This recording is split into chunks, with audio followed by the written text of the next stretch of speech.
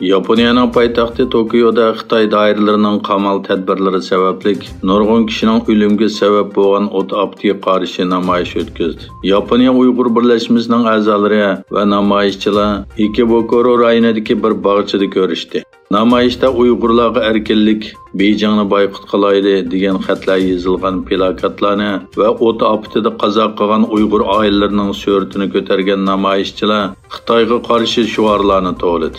Ma'lum bo'lganidek, o'tgan hafta Sharq Turkistonning markazi Urumchidagi karantina qilingan bir o'ltiroq binoda yuz bergan o't aptida 44 odam hayotidan ayrilgan.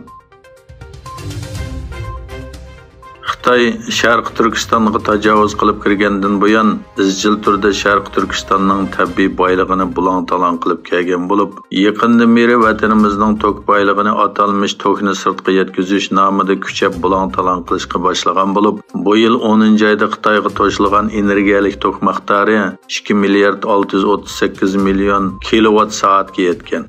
Xinjiang gazetining xabar qilishicha, atalmış Xinjiang elektr energiyasi savdo markazi cheklik shirkatining oshkorlashicha 10-oyda Xitoy doiralari Xinjiangning tokini sirtqa yetkazish nomida Xitoyga to'shilgan tok miqdori 7 milliard 643 million kilowatt soat bo'lgan.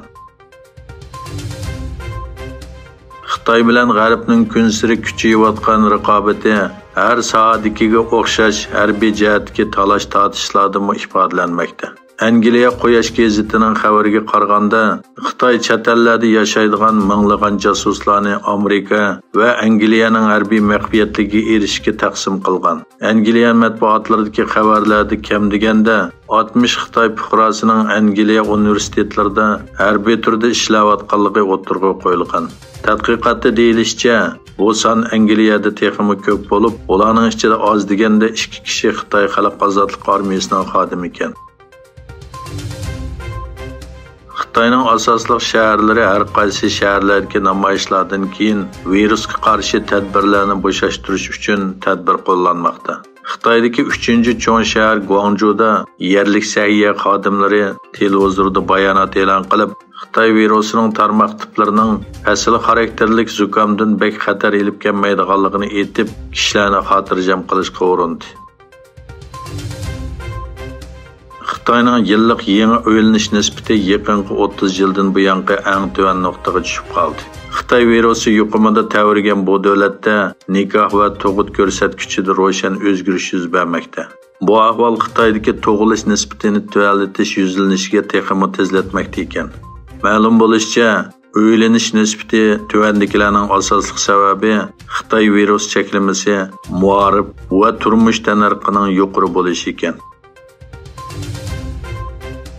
Qozog'iston prezidenti Qosim To'qayev Rossiya bilan bo'lgan savdo summasining 24 milliard 500 million dollarlik yangi rekord yaratganligini bayon qildi. To'qayev savdodagi barliq cheklamalarni chiqarib tashlab, o'zaro foydali sharoit yaratishning ikki davlatning iqtisodiy o'sishidagi muhim omil bo'ladiganligini ta'kidladi. To'qayev yana Rossiya bilan chegara eg'izidagi ul aslahalarni yaxshilab, iqtidorni kengaytirish kerakligini o'tirg'i qo'ydi.